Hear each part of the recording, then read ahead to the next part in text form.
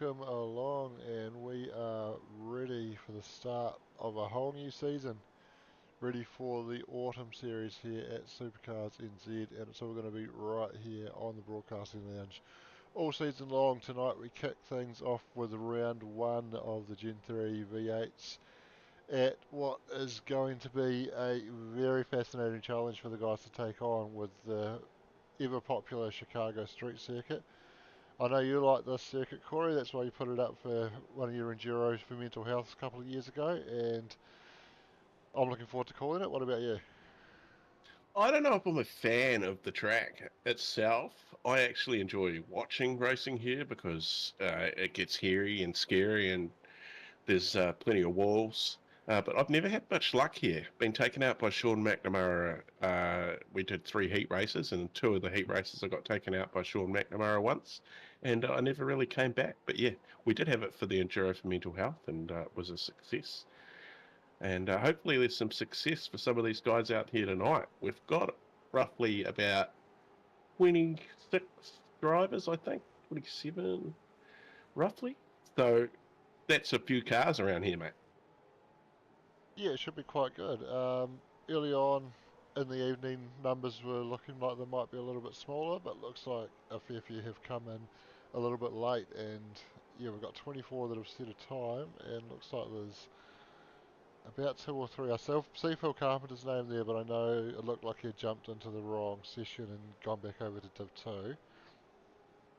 But yeah, it looks like there are maybe two or three others in that haven't set the time. So looking at around that 26, 27 mark. So that will be a good little field. And this is what they've got to contend with tonight. So track map on the right of that little box there. The track map itself probably doesn't explain the challenge of the track, because the challenge is that it's lined with concrete walls all the way along, all the way around, and it's a track that one of our former regular racers found some success at in real life when he went and raced NASCAR there first time in a NASCAR and won the race. Shane Van Gisbergen. Yeah, how good was that? And he's still out there, over there, giving it his best shot among a lot of other Kiwis out in the world, showing their colours.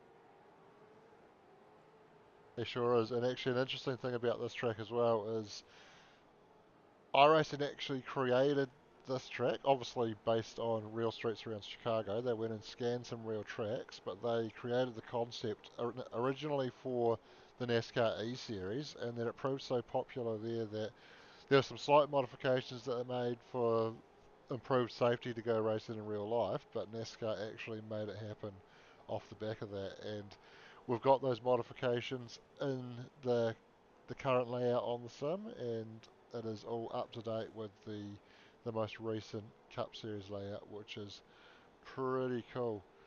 But at the moment, we've got some Gen 3 cars going around there in qualifying into the last couple of minutes for that, and it's currently Leo Duncan holding pole position from 0.068 of a second over Darren Lobb. So Darren, we know how strong he is in a V8 supercar, but at the moment he hasn't been able to surpass the time of Leo Duncan. Leo just cruising around at the moment. I'm pretty sure Darren's just come out of the pit, so he's on an outlap at the moment. He should have enough time to start a hot lap, but he's going to have to get a wriggle on. Yeah, interesting. These two so close once again. They were fighting for the championship all last season, and just found out tonight that if Leo Duncan had turned up for the last round, he would have been our champion. But yeah, 3 drop rounds last season. We're down to 0 drop rounds this season. So we'll, yeah, got to turn up and race as many races as you can. I guess there's a little bit of motivation there for Leo.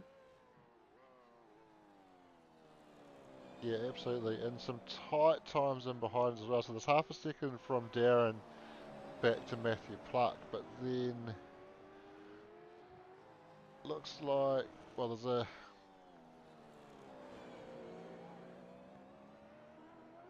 so from Matthew back to Trent in P9, that's only 0.38 of a second.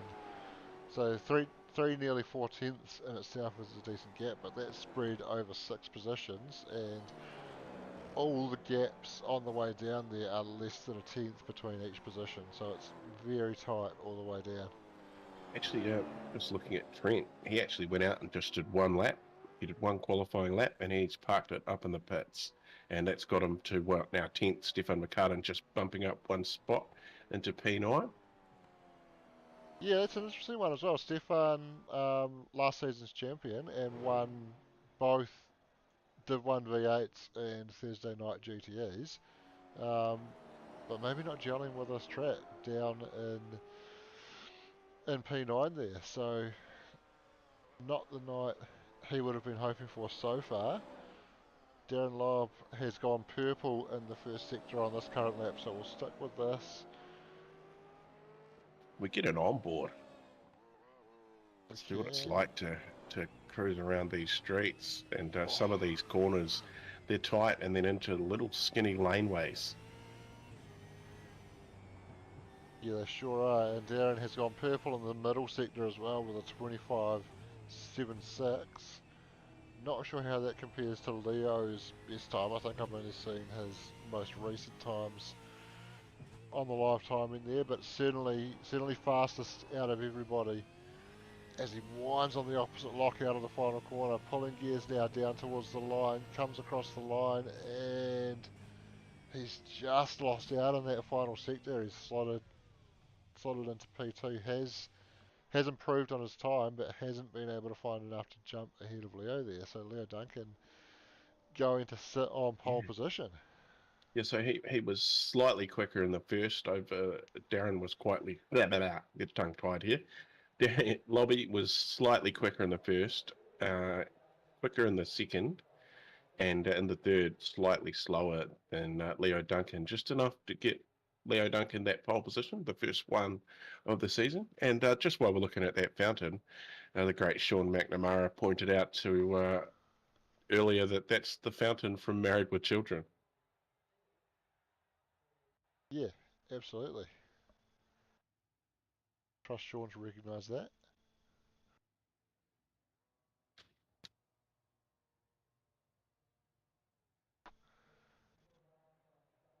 Wow, into a 5 minute warm up where the traditional safety truck warm up with Sean McNamara, just getting out there, testing it out.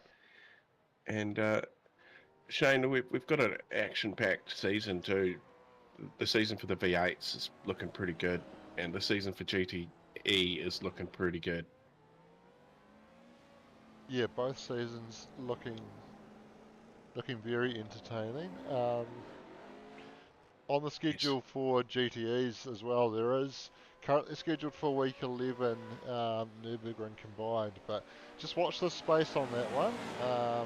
We can probably talk a little bit more about that on Thursday, but that may change. Probably won't be part of the regular championship if we do go ahead with what we're looking at doing there. But yeah, I think probably one to talk more about on Thursday night, but certainly a very entertaining season planned for the V8s. We're off to Yeah. Spa next week.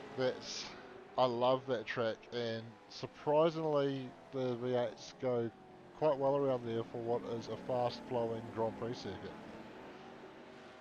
Are you sure? Sorry, no, that's looking at the GTEs. Sebring for the We're V8s next off to week. Yeah. Sebring next week. Sorry, apologies. Yeah, Sebring, Bathurst, Mid-Ohio, Donington Park, Barber Motorsport Park, Winton, Mosport, or Canadian Tire, Daytona, what's that one? Autódromo Carlos Pace, so that's got another name. That one Brazil. is Brazil, yes. Interlagos. Yeah, that's it. I was trying to get it out. VIR and Sonoma NASCAR short. That one will be very interesting to round out the season too. And yeah, the GTEs, Spa obviously on Thursday this week, the GP pits, Daytona, Suzuka, Monza, Road Atlanta, Algarve, Bathurst. So we go to Bathurst in both series this season. Sebring, Watkins Glen Boot, Laguna Seca, and obviously watch the Space Week 11 and Detroit to round it out. Yeah, that's going to be a lot of fun. Great to see Bathurst coming up in both calendars because it has been a little while since we've seen Bathurst pop up in the schedule. So great that we're going to bring the V8s there. It's a natural home, I guess, for those cars, isn't it? And GT racing, obviously very common there with GT3s with the 12 hour, but putting GTEs around there is going to be very interesting to see how they go. Yeah, could be a bit of fun. Could be a bit of fun. And also, don't forget, if you're on the hunt for some sim products, you can head to allports.nz. And if you're looking around at the SimLab NZ or the SimLab products that they have in stock there, and on checkout, you punch in SimLab NZ at checkout for 10% off selected SimLab products. So that's at allports.nz. And they're a long-time sponsor of the V8s, and absolutely love them for that, as Balaki does safety truck pitching. Yeah, and thanks for that, Corey, because you've reminded me that I was going to put that code in the scrolling text up the top, and I had completely forgotten about it. But now I can I can get that in. If you don't say anything, if you didn't say anything, then I wouldn't even have noticed. But yeah, if you're watching and yeah, you're after some lab products through all ports, you can get 10% off, and there's some pretty cool stuff. And I believe a lot of it's probably works with other aluminium protrusion rigs. 10% off. Yes, 10%. There we go. So that is. Now I've got the right code there. So I'll have to let it scroll around. I hope so. It'll come up in a minute.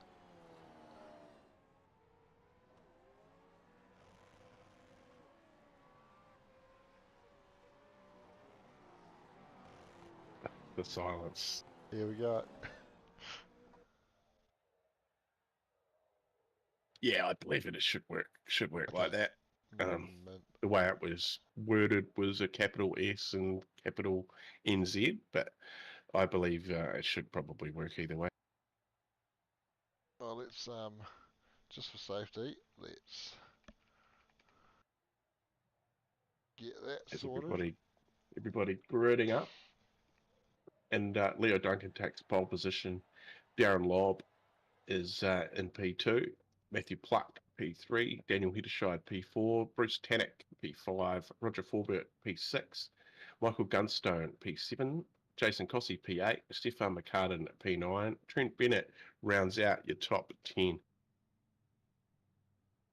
Yeah, and then we've got Chris Zapasich in 11th, Jared Eccleston off P12, Peter Vanderberg P13, Zach Christie P14, Michael Jones P15, Jono Gibson P16, and then going back to Nathan Cadman, Connor Brody, Darren Lord, sorry, Scott McKenzie, Eamon Young, Billy Rowley, Tony Lynch, Blake Greenhill, and it sounds like we've got revs coming up, ready to go. The lights are up, and we are away. Bit of wheel spin in the mid pack there, but Leo getting off to a good start, immediately covering Darren Lobb, and there's contact there rubbing. Matthew Pluck's got a good one from the second row, and Leo is into the fence. Oh, he's backed into traffic as well, facing the wrong way. Stephen McCartan caught up in that, picking his way through. They've both dropped to the back, but it's Daniel Heddershide that has benefited from that. He goes to the lead.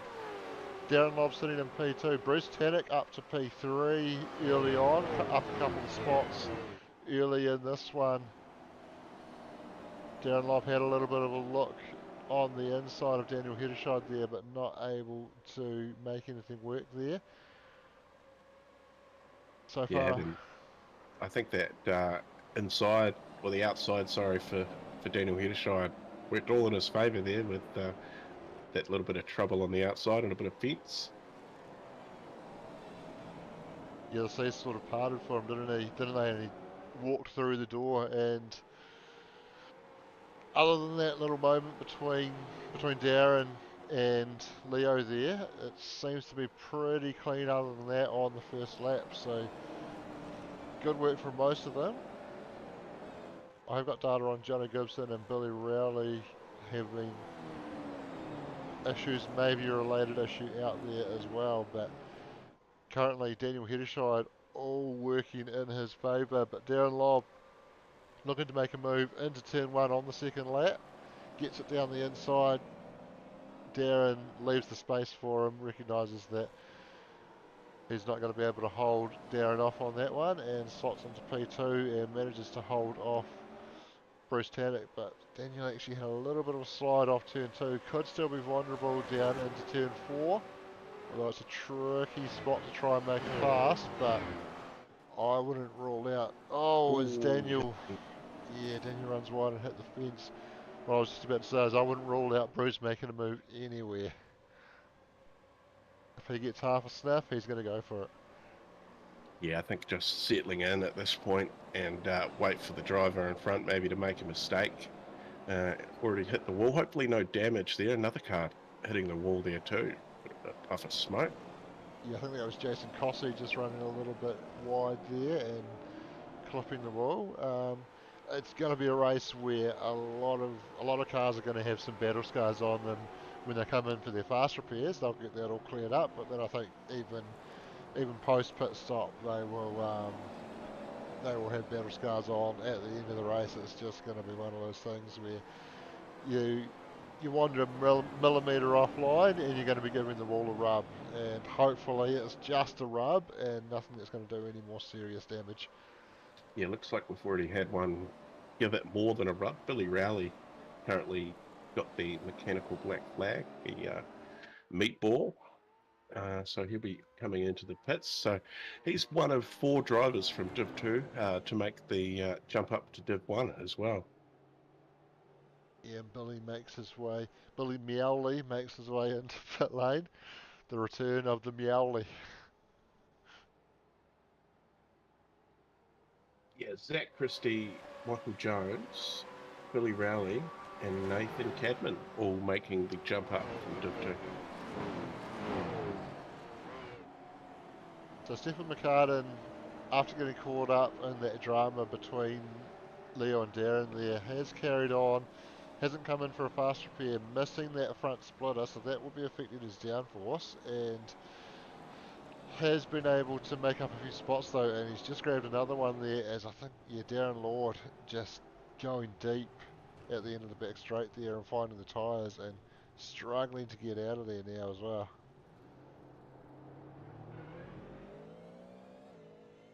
Excuse me, I just got to answer this phone call.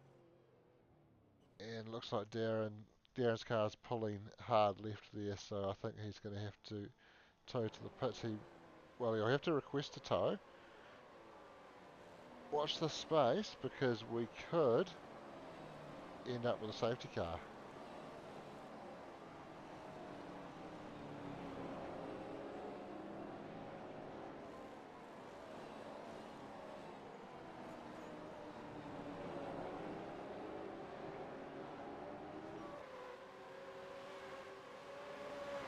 Roger Forber, I think, has just managed to pick off Jason Cossey for a P6 there.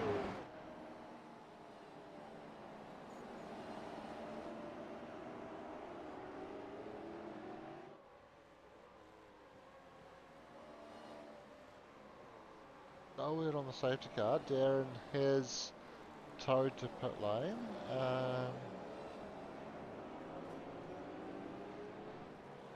I don't believe we're currently on the yellow, no. No And safety cars out. They're both puckered up. Was given the all clear to tow by race control, Darren Lord. okay, so race control obviously determining that Darren was in a position where he could have been recovered safely in a real scenario. Obviously a big enough gap on the track and maybe a spot where they could get him over the wall there. So a black flag, a drive-through penalty to Darren Lobb, car 99 for avoidable contact. So he's going to have to take a Ooh. tour of the pit lane. And there's a name in the comments we haven't seen for a while, Mr. Michael Ward. And Scotty, as always, hello. And not so safety first there from Michael Ward. Yeah, Michael referencing the sponsor on the side of Darren Lord's PSR Mustang there, safety first Tauranga.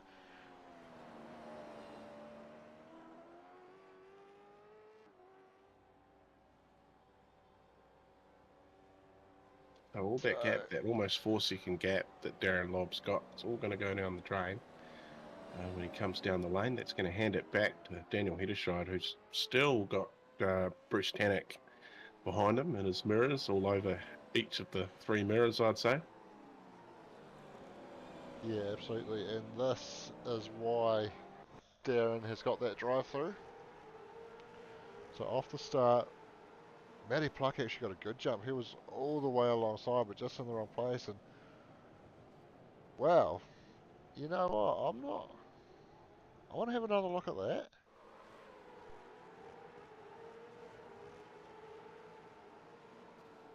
Oh, there is that touch there which has unsettled him.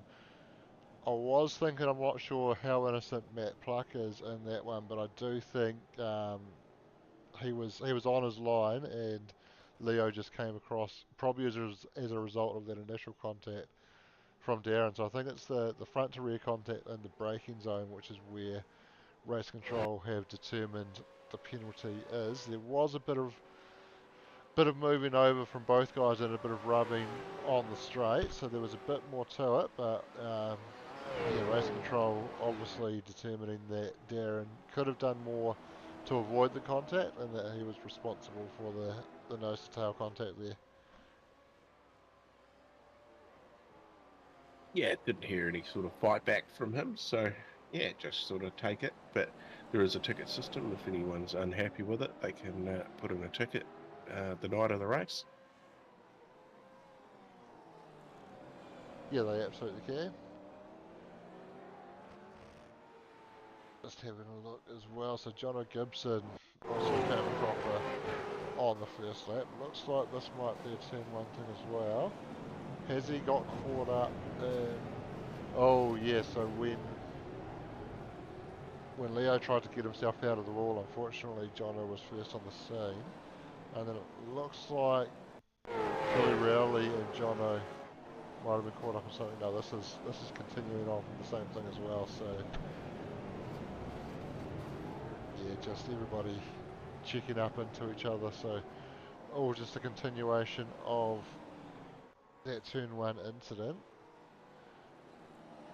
But I believe this one will be what caused Billy to make that pit stop that we saw him make. So this is the end of the back straight, locking the rears on the way in, and as he's gathered that up, unfortunately he's just running out of room on the right and missing the tyres as well, hard into the concrete, and does well to wait for everybody to go past before he plucks reverse and gets it out of there, but Oh, there goes the very bumper. unfortunate for him.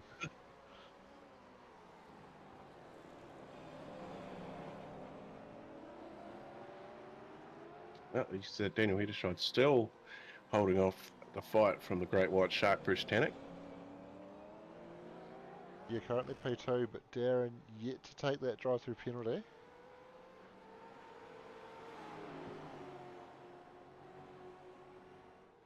Scotty Pickering saying unsafe rejoin for Leo. On what we've seen, I tend to agree with that, but potentially nobody's called that one in, and I believe the policy at the moment is race control require incidents to be called in. Yeah, live race control, of course, means we've got a safety truck that can come out, as we see. Oh, Yeah, Brucey taking the inside there. Is it going to be enough? Daniel's going to fight it back, or is he going to slot back in? Good fight back from Daniel Hedderscheid here too. Side by side down the straight. yeah, and Daniel's going to have the inside for the next three corners as well, but can Bruce go the long way around? He's going to give it a go. Oh, is there enough room down there for them? There is, and they've worked through it, and Daniel comes out continuing to hold the lead, and he has taken the lead now because Darren has been in for that drive-through penalty now. So Darren looks like he's come out down in P10. He'll be on the fight back from there. We'll see how far he can get up. Bruce just rubbing the wall on the exit of that left-hander there. Yeah, no compulsory pit stops too. So they have restricted fuel, so they're going to have to stop and get some fuel. But yeah, we have seen that in the past. Darren Lobb, through the pit stops, has found his way back up at the front. So only time will tell. We're only 8 laps into this 33-lap race. Yeah, very early on still. Still a few laps short of that 1/3 marker, which would be at 11 laps. And Daniel's actually been able to pull out a little bit of a margin over Bruce since they went side by side, but certainly not running away with it. Oh, there's drama in the background there. That's Darren Lobb. Darren Lobb has spun, has lost the front bumper, has come back into the pits. He's going to get a faster, or is he just going to drive through because he had nowhere else to go? He's on a meatball, so he's got some damage there. So maybe fast repair and an even bigger fight back. He's popped down to P25. No, that's Darren Lord. That's happened twice. He's P24. They're side by side now. So yeah, well, they're one of I did wonder how long it was going to take before we mixed that up, and it didn't take you long. Didn't take me long. And the worst thing is, their first names aren't even spelled the same. Lobby spells it with a Y, D-A-R-R-Y-N, and Lord spells it D-A-R-R-E-N. Yeah, one with an E and one with a Y. I have both in my name, an E and a Y. You do. But yeah, so Darren taking that fast repair, looked like he took the time to get some fuel into the car and possibly some fresh tyres as well. Whether he's going to have enough to get home from here, we might just have to wait and see. But yeah, he is right down the back of the field now, so not the best of nights from him so far, or for him. And we can see how he ended up there. Oh, well, that's actually only the very, well, not even the very end of it. There was more after that, but certainly not the start of it. Been a change for the lead too. Bruce has got around Daniel Hedershine, and there has been a call to race control.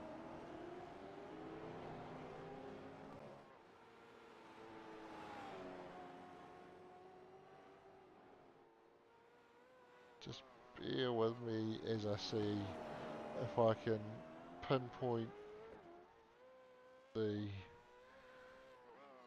data to give us the start of that incident. I have a feeling could be somewhere around here. That hasn't worked at all. Good to know. Try again. Here we go. Alright. So that was it, but it hasn't quite given us the full story. Let's see what the chopper's been able to pick up on that one.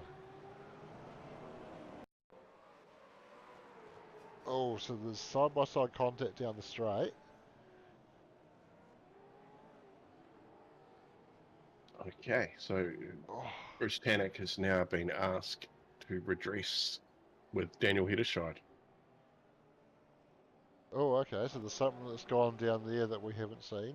Bruce has moved ahead of Daniel. And it looks like we have got some data on that, so we'll just keep an eye on this to see if he follows Russell Cole's direction, because it looks like he's still pushing pretty hard at this point, but maybe just letting that gap ease up a little bit now.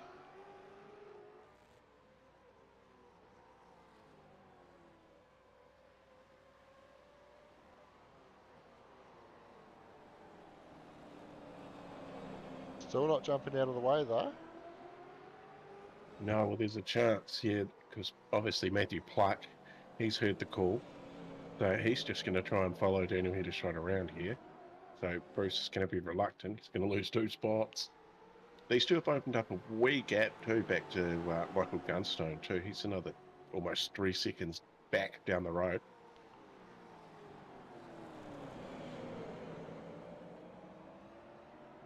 So Bruce moves across to the right and does roll out of it now. Yeah, And, like, well, I wonder if he just picked up on a bad exit from Plucky there and picked his moment, because Plucky did drop a little bit of a gap to Daniel, and it was just enough of a gap for Bruce to slot in there.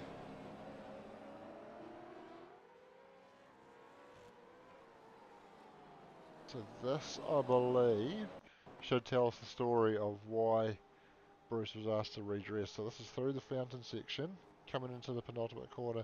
Daniel rubbing the wall there. Bruce gets down the inside, but side-by-side contact, and yeah, he was a little bit locked up and wasn't probably wasn't making the apex all that cleanly, and made that side-to-side contact, push Daniel wide, and race control deemed that warrants a bump and run, and they asked him to redress that one, and I think that's probably a fair call, and now we can race on.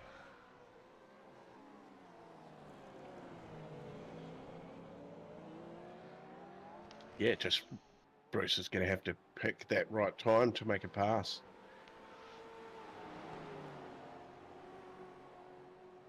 It's certainly not easy around here, is it? No, it's not one of those tracks for passing, no. And these cars have proved to be pretty hard to make passes in too. Uh, did they do any updates to them in the new season? I didn't take much notice. Nor did I, to be fair. I was a little bit disinterested in the new season build this time around, because there wasn't really a lot in the way of new content delivered. Not sure there was any new content actually delivered, but to be fair, they have been working hard on refreshing a lot of NASCAR tracks. So that's come out, and there have been some new LMP2 physics out as well. So the iRacing team have been working hard, and we do thank them for providing the service that we all love going racing on week in, week out. But yeah, a little bit lacking in new content this time around, I think, just because they've been focusing their efforts on other areas. And another drive-through penalty has been handed out. Car 41, Zach Christie, for avoidable contact. So I'm not too sure where that one happened, but he's going to have to take a tour down the lane to get rid of the black flag.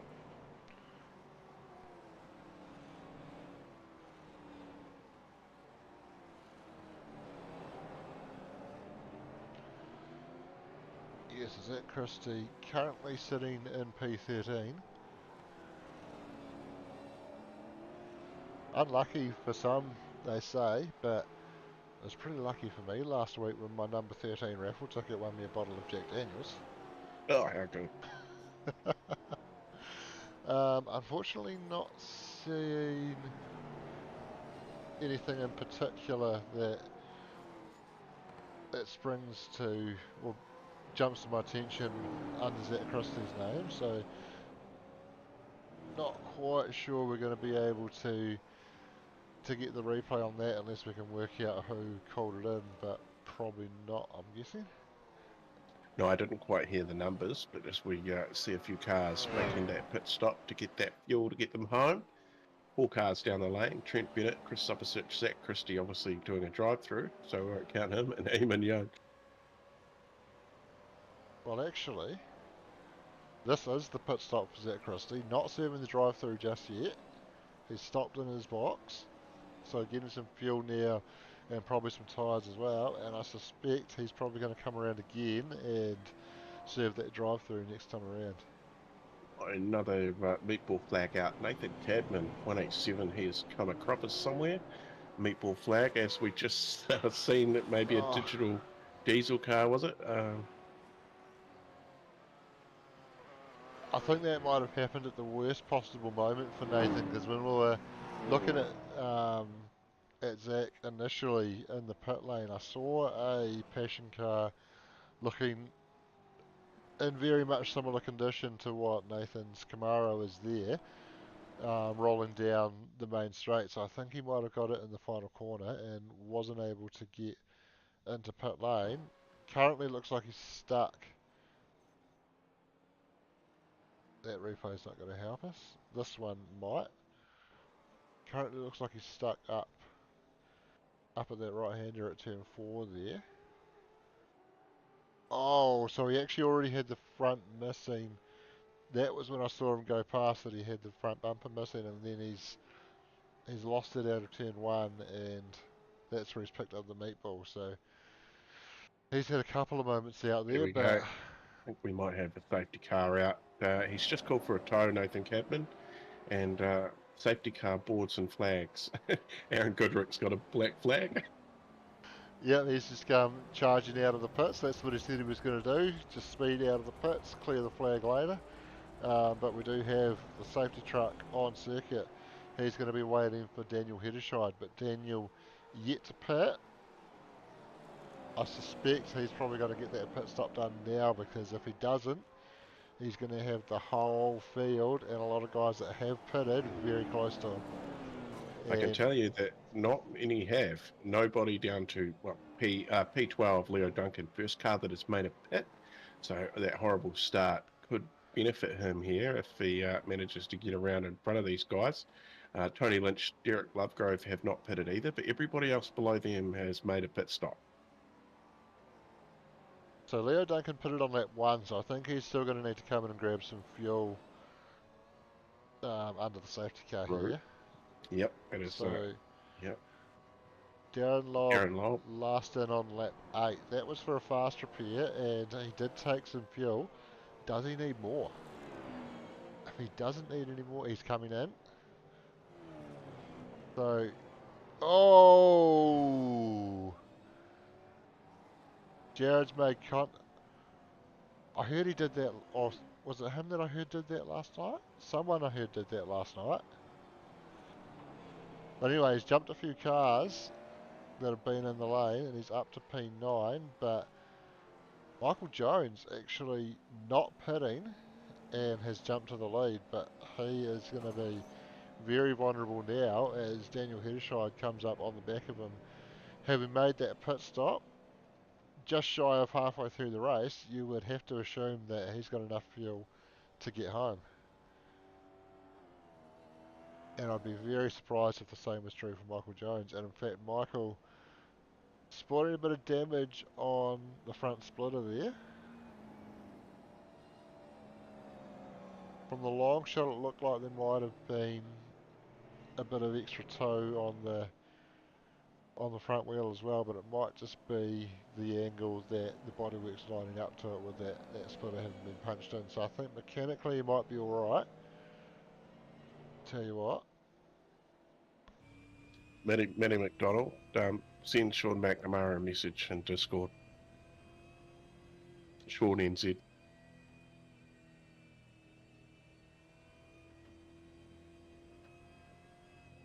So when we get to a straight bit of track, you might be a little bit left hand down there, but nothing too major, so should be Connor okay Brody. mechanically. Connor Brody's on a meatball now too, so obviously something's happened there. So Michael now taking his pit stop. And Trent Bennett was given a 5-second penalty to serve at his pit stop for contact with car 43 last corner. Car 43 is Jonesy. Jared Eccleston.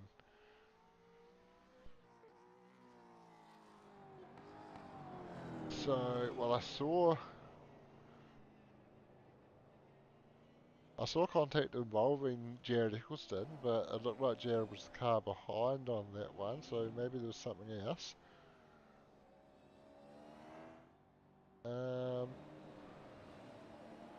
Green this next lap. Remind me again the name of the driver that got the penalty for that one? Trent Bennett. Trent Bennett. Yeah, car 69, Trent Bennett. 5-second penalty to be served at his pit stop, which I'm not sure if he did or not. There was no actual thing handed out.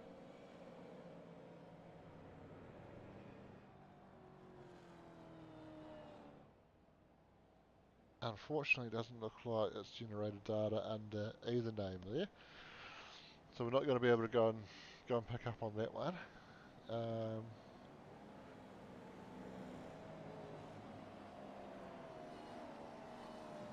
but yeah, I think the contact I saw involving Jared as a car was coming into the pit lane, I think that was a passion car that he had contact with, so I don't think that was Trent.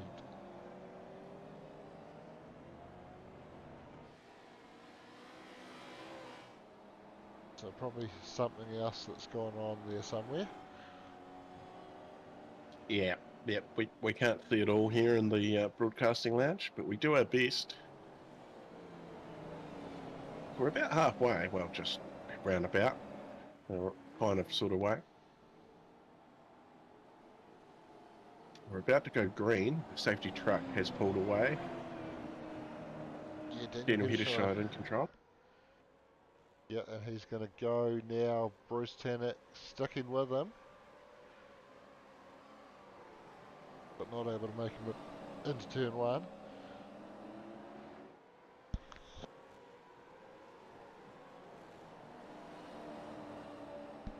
Yeah, Lobby's made his way. He restarted in P17, so he was down in 24th and is in P16 now. So he's made a pass already. It'd be interesting. He'll fight his way through the field. That safety car might help him out a little bit to at least get a little bit higher up. Yeah, certainly bunched everybody up for him. He did need to come in and get some fuel under that safety car, so it didn't help him as much as it might if he'd already had the fuel in. But yeah, bunches the field up and gives him that opportunity to make some passes in a short space of time. But of course, everybody was pretty well bunched up after he had that one incident, and well, after he served the drive-through penalty, I should say, and it was in the pack that he came across with there. So still has to be careful and pick his way through cleanly, because he's learnt the hard way already that there can be drama to come from picking your way through the pack when it's all bunched up.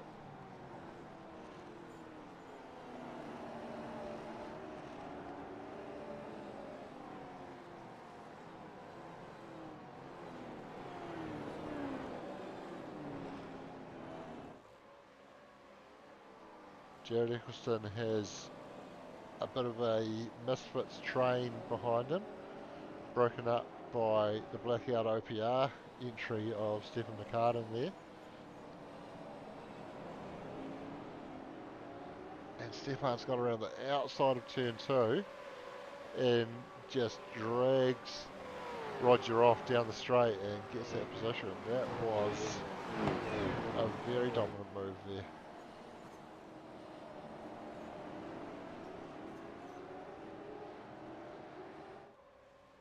Next one in his sights is going to be Roger Forbert, but Roger currently engaged in that battle with Jared Eccleston as well. Like Jason Cossey and Michael Gunstone were going side by side, and Jason actually just put a pass on Michael there for P4.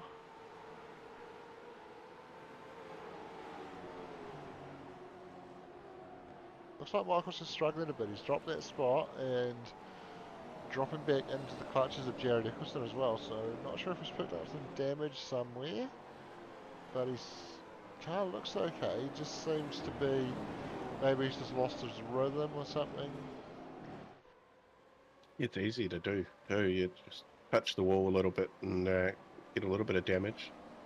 Ooh. Yeah, certainly once you lose a bit of confidence around a track like this, it can really put you on the back foot, because you need to be confident in where you're placing your car. Once you've lost that, it's very hard to be able to push it to the limit when you're constantly thinking about, am I going to put it in the wall? Looks like he might be back up to speed now, seems to be keeping it pretty steady back to Jared, so I think just losing that spot to Jason just probably threw off his rhythm a little bit there and had him on the back foot, but it looks like he's getting settled back into it now. So a time penalty, 5-second time penalty was handed out to car 187, Nathan Cadman. Then he disconnected. I frown upon that. I'm just going to say that. Uh, Get a penalty. Don't disconnect. That Christie did that too. Yeah, I agree with you there. And of course, they're going to pay an even greater penalty now, and that they're going to score 0 points because you have to. Oh, Stefan looked like he gave the wall a decent hit on the exit of the fountain section there, but looks like he might have got away with it. But yeah, you do have to finish the race to be scored points. So those guys that have disconnected are going to be 0 points this evening. As Stefan was making his way around Roger, Jared's just taken the opportunity to put down some pace and has closed the gap up to Michael Gunstone, putting a bit of pressure on him now, but Stefan is coming quickly now.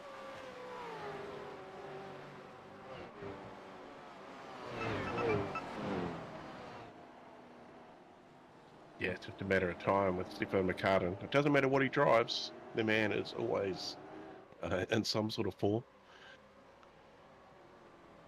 Yeah, he sure is.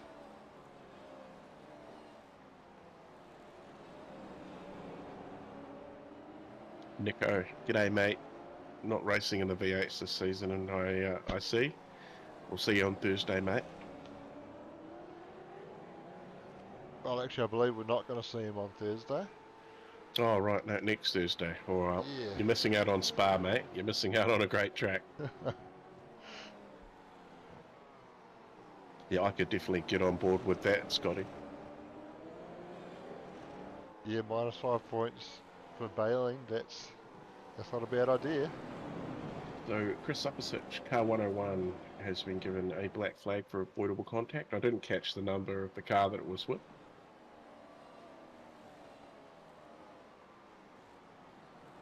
Chris 7 that drive through now.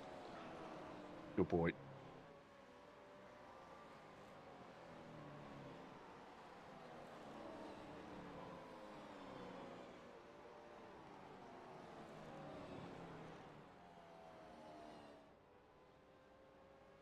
Let's just have a look. So, some big movers through the field. I'm checking out. So, Derek Lovegrove's up 12 spots into P17. And Russell Pepperell, he's up 13 spots into P12. So, they're your two biggest movers.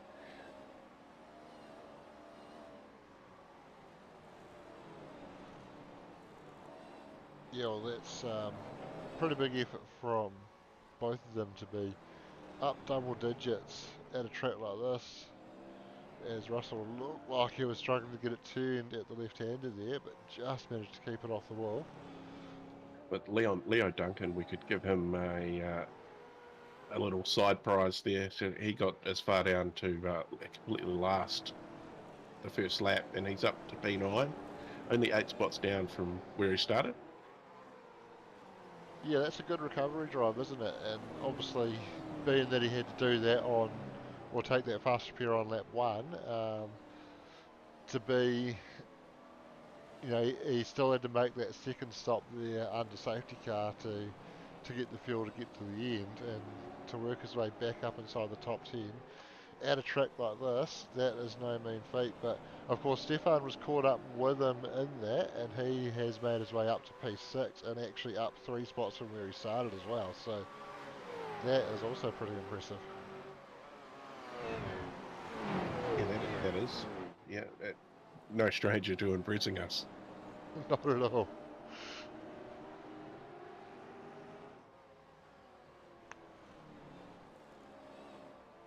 At least It's he's got a teammate with him this season, Connor Brody. He's not obviously not up there tonight, but the kid can drive.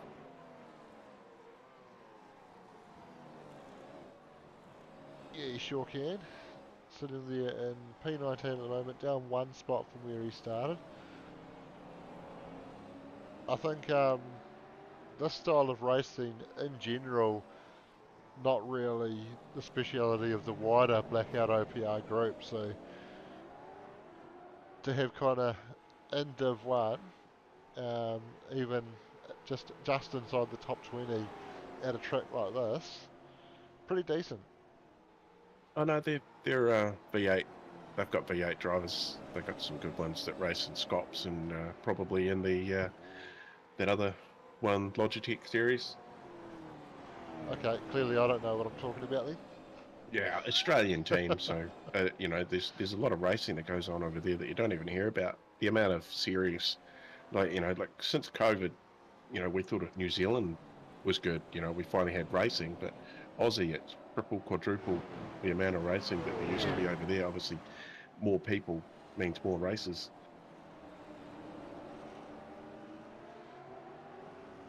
Yeah, COVID was certainly a good time for sim racing, wasn't it? The number of people, myself included, that went out and bought a sim and really grew that community, not just in Australia or New Zealand, but around the world as well. And I think the number of high level professional racing series that showcased sim racing because they couldn't showcase anything else during that time probably helped fill that as well and really raise the profile of it. And great to see that while some of those guys have dropped off, still plenty of interest and plenty of community engagement in sim racing in New Zealand.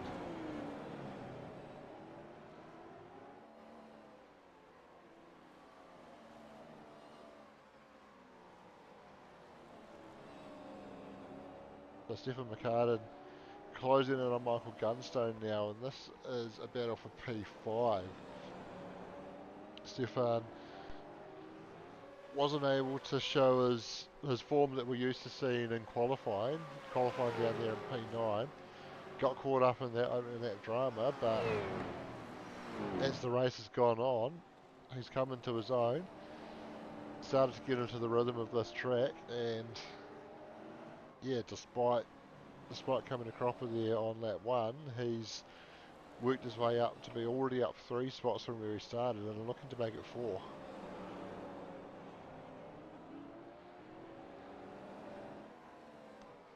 Just seen in the comments. Nico's concentrating on the P Cup, and Scotty says P Cup sounds terrible. One P Cup, 25 drivers.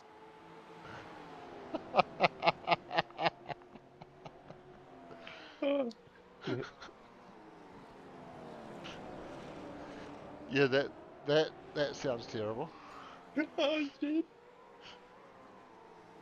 Oh, it's happening. It's happening. Oh, I hope you're enjoying because there's more to come on Thursday, folks. GTE at Spa should be a lot of fun, and also looking forward to next week. We're clicked on the wrong one. We're up to Sebring in the V8, Daytona. So America, we're off to next week for both races. I bet you that wasn't planned, but it happened. Yeah, thank you, iRacing, for that little coinky dink. Yeah, less travel.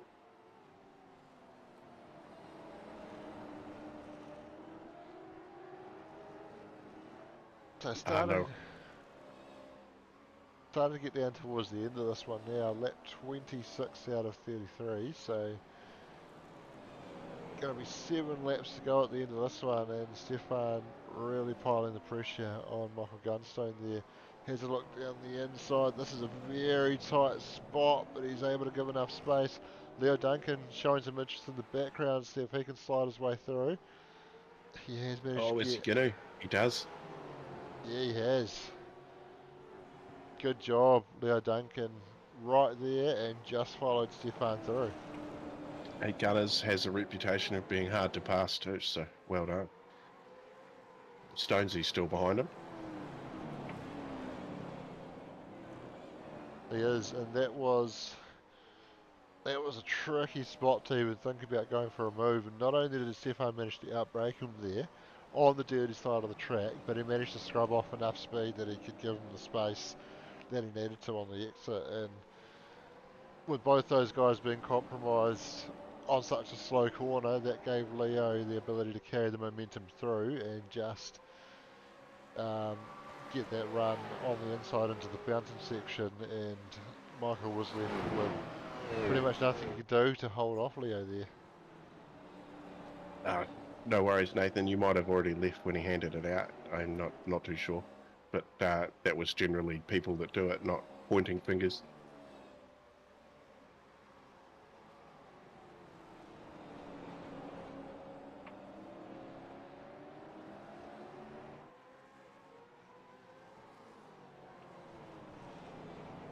So Leo has stuck with Stefan since they both made their way around Michael Gunstone as well, and I think he's been on a little bit of a charge because Stefan had made his way by Jared and Michael, but by the time we got to Michael, Leo was right there. So, Oh, a little touch in oh, the wall.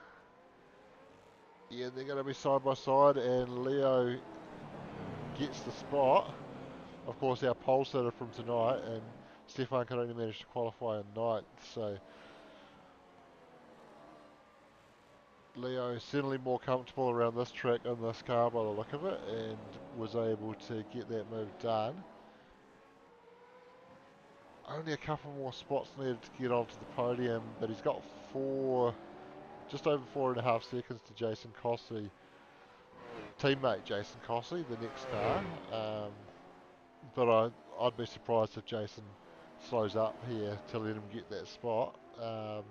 Potentially, if he gets to him, he might not make it too hard for him to see if he can never crack it Plucky. But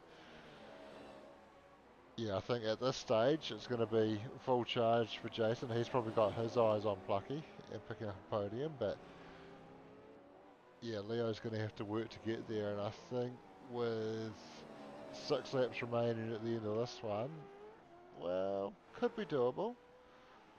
What's the pace difference like? Anything's possible. It only takes one mistake, one decent hit into the wall, and all of a sudden you got a meatball flag. Yeah, that's right. So last lap for Leo was a 28.5. Last lap for Jason was a 28.9. So only 4 tenths between them there. But of course, on that lap was when Leo made his way around Stefan. So this time around should probably be slightly more representative. And he's done a 27.6 while Jason's done a 28.7. So almost a second. And the gap now is 3.5 seconds, and there's 6 laps remaining. So certainly not out of the question that he could get there. Yeah, a little bit of damage on the front left-hand corner of Daniel Hederscheid's car. His last lap, he was a 1:28.38, so he was about almost a second off Bruce, and these cars behind a little bit faster. So can't be impairing him too much.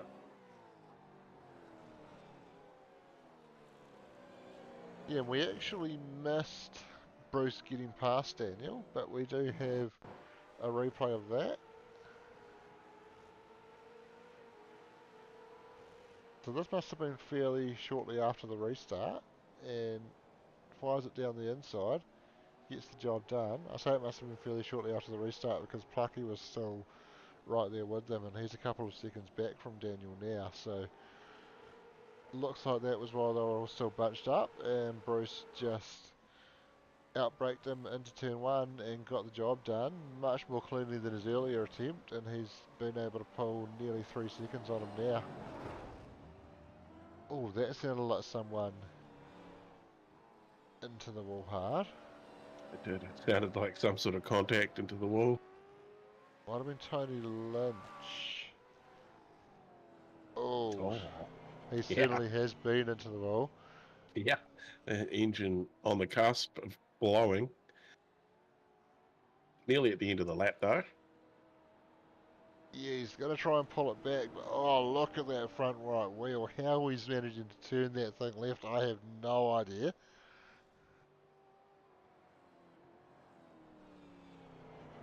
Looks like he's going to be able to drag it back, so we shouldn't need another safety car. We'll jump to the replay on that one, see what happened. Yeah, so it was at the end of the back straight, so this is why we heard it from turn one, because right across the other side of that wall is turn one. There's a decent hit into the wall, so he's made it back to pit lane now. Get himself a fast repair if he's got it. It is one of those things that if you've got it ticked and you go into the lane to get your fuel stop and you've got minimal damage, it'll do your fast repair. And then when you really need it, no, you don't have it, and that hurts your feelings. Has Sean been generous enough to give us unlimited fast repairs again this season? I don't think so. I can tell you. Oh yeah, no limit. There we go, so he should be okay as long as he's still got it ticked. Wow, no limit. Wow. Well, I have to talk to Sean about that. Well, it's the same for GTS. I think it's been that way for a while, hasn't it? Oh, oh, give them one. Give them one. It'll make them race cleaner. Maybe, maybe. Yeah, no, it definitely doesn't. Well, a place like this, it's probably a good thing. You've got all those fast repairs. As we see Jason Cossey and that's Leo Duncan coming up behind him. So we'll see a pass, will we? Yeah, and I did say Jason might not make it too hard if Leo was able to get there, and he didn't make it hard. So I think Leo is keen to have a crack at Plucky. What's he got there? 2.8 seconds. Last lap, exactly a second difference. So, and there's going to be a couple of laps left at the end of this one. Yeah, He's nearing just going to nearing have the to, end of that first round. yeah, he's going to have to give it everything. I wonder if there's a deal in place that if he doesn't get there, that Jason gets the spot back.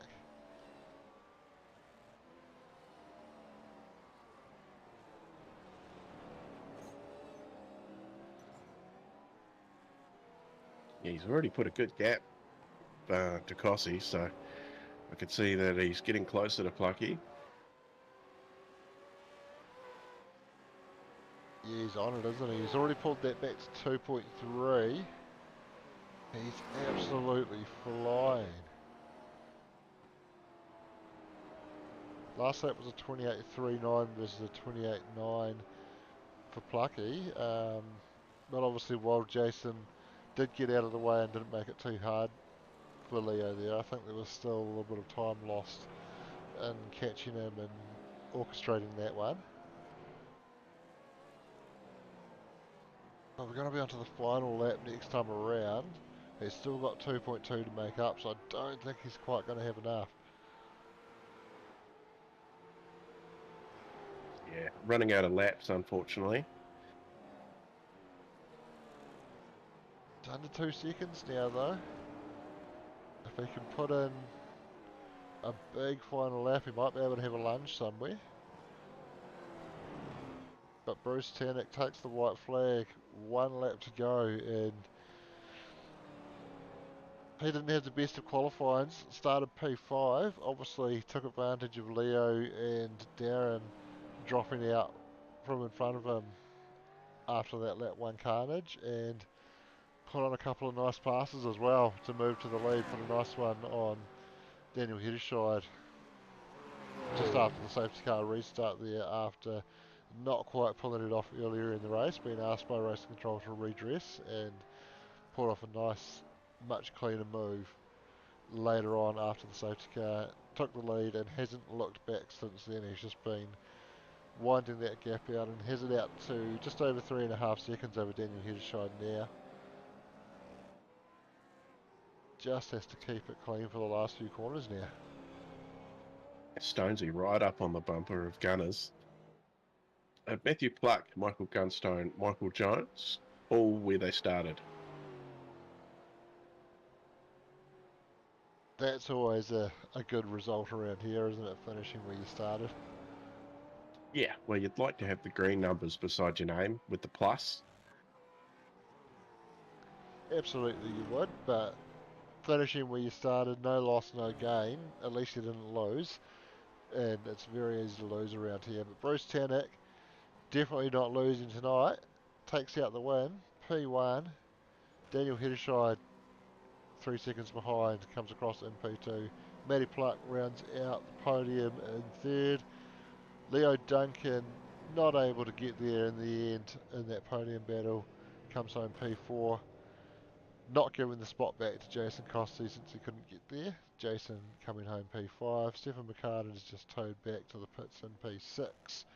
Jared Eccleston comes home P8. Trent Bennett finishes P9, has just towed back to the pits. Peter Vanderberg rounding out the top 10. Roger Forbert 11. Russell Pepperell 12th. Darren Lobb, not his night tonight. Qualified on the front row, but can only bring it home in P13 after picking up the drive-through for that lap 1 incident and getting tangled up later on as well. Jono Gibson P14, Michael Jones P15, Scott McKenzie P16, Blake Greenhill P17 has just been lining up that property edge Mustang. Eamon Young P18, Derek Lovegrove P19, Chris Zapasich P20, Tony Lynch a lap down in 21st, Darren Lord 22nd, and looks like Connor Brodie might have pulled the pin early, might have been the last of our retirees, only did 25 laps in 23rd there, and then Zach Christie. Nathan Cadman and Billy Rowley also DNFing from that one.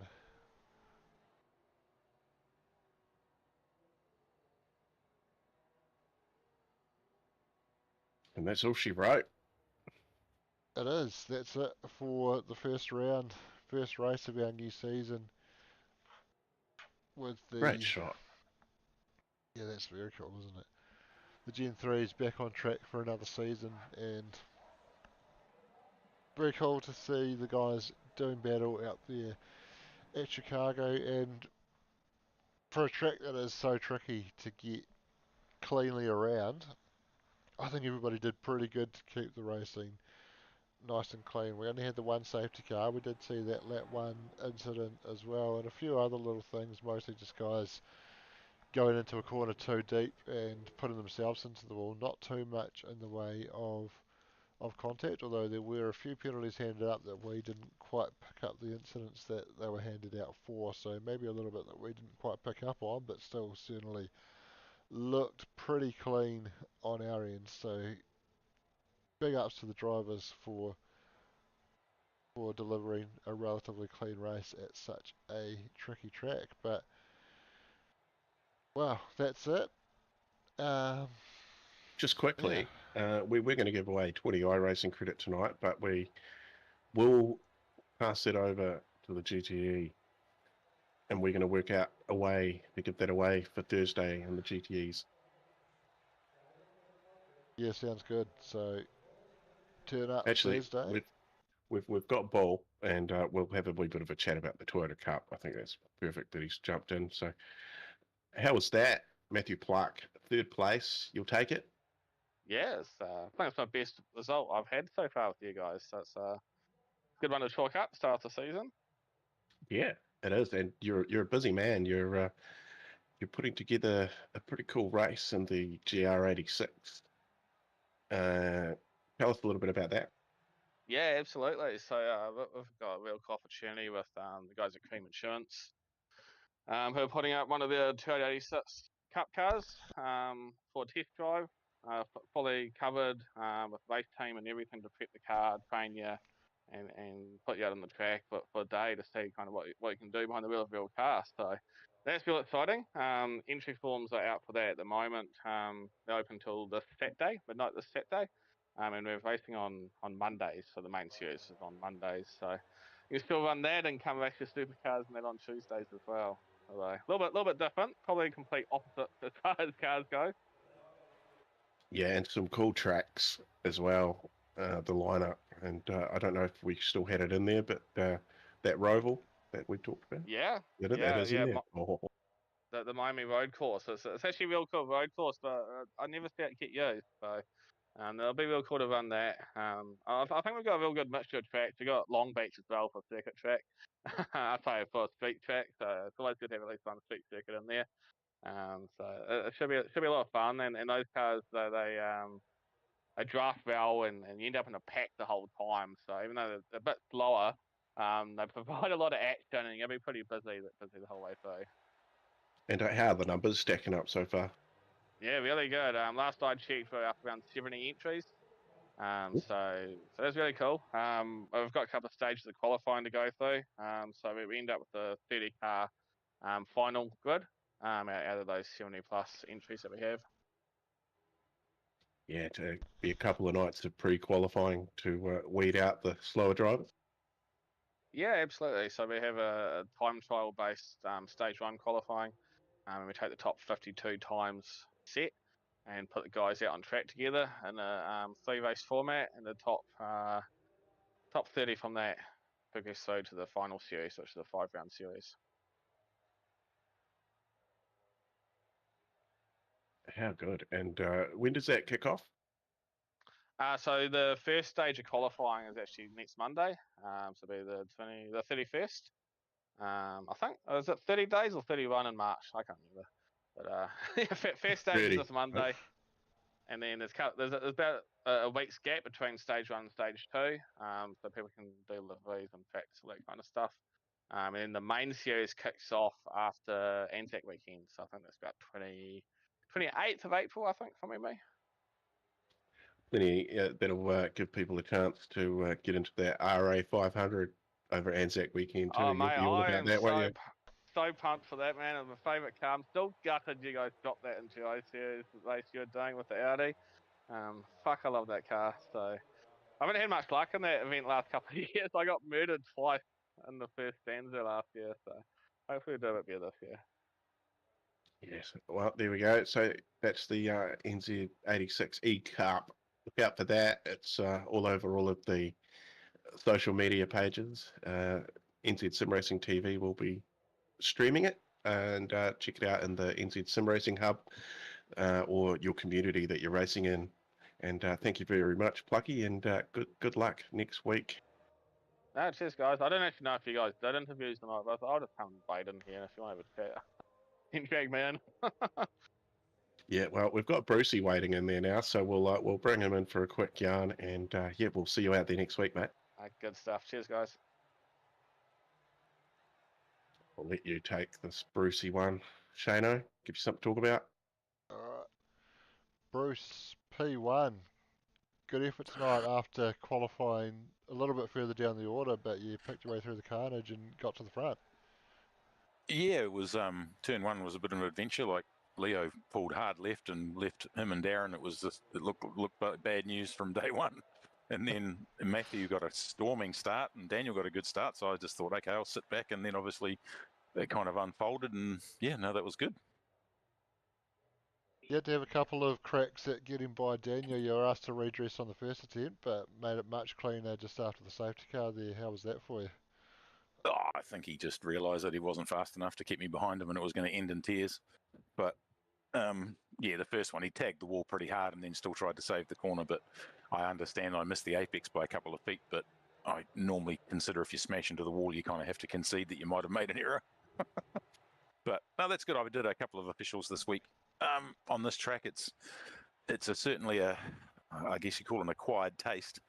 33 laps is a bit fucking much, but it's not bad if you're in P1. Yeah, certainly a tricky place, and there were a few mistakes out there, guys, getting into the wall. But to be fair, for the most part, it looked pretty clean from our end, although there were a few penalties handed out that we didn't quite pick up on the stream. Yeah, Darren, I was in Discord with Darren and he got destroyed twice. He made passes and then the person, I think, on a couple of occasions bagged it up and just destroyed him because he was actually, with the safety car coming out, he was on the cards to probably make it back to top 4 or 5 on the pace, because I think Leo made it back to 5th or 4th or something, yeah, because with the safety car closing everything up. Yeah, Leo got back to 4th. Certainly his teammate Jason Cossey didn't put up Fight, much of a yeah. fight for that one, but yeah, looked like with a couple more laps he might have got to Plucky for the podium as well, so he was certainly on a storming finish there. Yeah.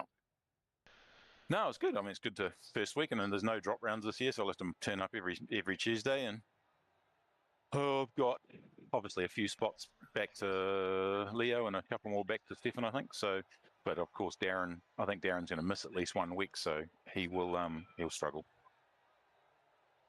on points. That is, he'll win probably every other race, but he'll miss one, which will give us all a chance. Yeah, that's the the challenge with the no drop rounds format is if you don't show up every week, then it puts you on the back foot, doesn't it? Yeah, not showing up, but also in this field, it's getting taken out is also a very, very. If you don't qualify, great. Or even if you say pit and then come out in some traffic, it's everyone's fighting for sheep stations. That's for sure. Yeah, absolutely. Well, congratulations on the win tonight, Bruce, and good luck for next week. Thanks, boys.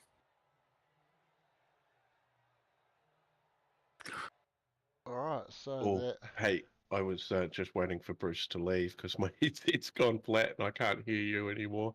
But I will be on Thursday. All right, well, I'll wrap it up since Corey can't hear me. I'll just talk to everybody at home instead. So big thanks to